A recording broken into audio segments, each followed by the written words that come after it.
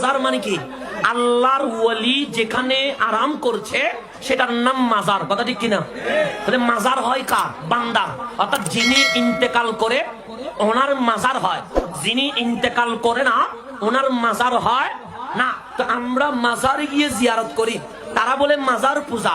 তো ইবাদত হয় কার? আল্লাহর। তো আল্লাহর কি কোনো মাজার আছে? আল্লাহ কি মরে গেছে?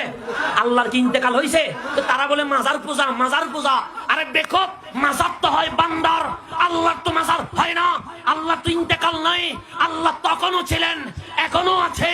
সবাই যখন শেষ হয়ে যাবে তখনও মাওলা আছে না নাই?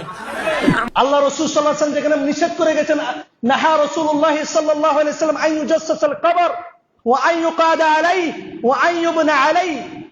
আল্লাহ রাসূল সাল্লাল্লাহু আলাইহি ওয়াসাল্লাম কবর পাকা করতে, কবরের উপর বসতে, কবরের উপর ঘর নির্মাণ করতে নিষেধ করেছেন। অথচ আজকে এই মানুষের কবরগুলোকে বলা হচ্ছে মাজার।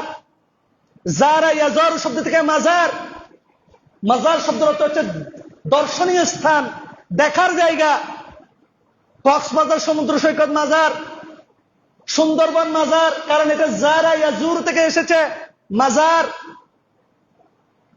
দর্শনীয় জায়গা, জরফু মাকান বলা হয় এটা, যেখানে মানুষ গিয়ে ওই জায়গাটা দেখে। অথচ আজকে মানুষের কবরগুলোকে মাজারে পরিণত করা হয়েছে, ইবাদতের ক্ষেত্র হিসেবে পরিণত করা হয়েছে। আইয়ুখাল ইখওয়াতুল কিরাম, সুতরাং অবশ্যই যে কাজগুলা করে এবং যারা মনে করে এই কাজগুলা করা ইবাদতের কাজ, বাংলাদেশের তথাকথিত আহলে সুন্নাতের ওয়াল জামাতের আকীদা যে কোনো ব্যক্তি যদি নামাজ পড়তে পড়তে তার রূহ মরে যায়, নাউযুবিল্লাহি মিন যালিক, সালাত আদায় করতে করতে নাকি মানুষের রূহ মরে যায়।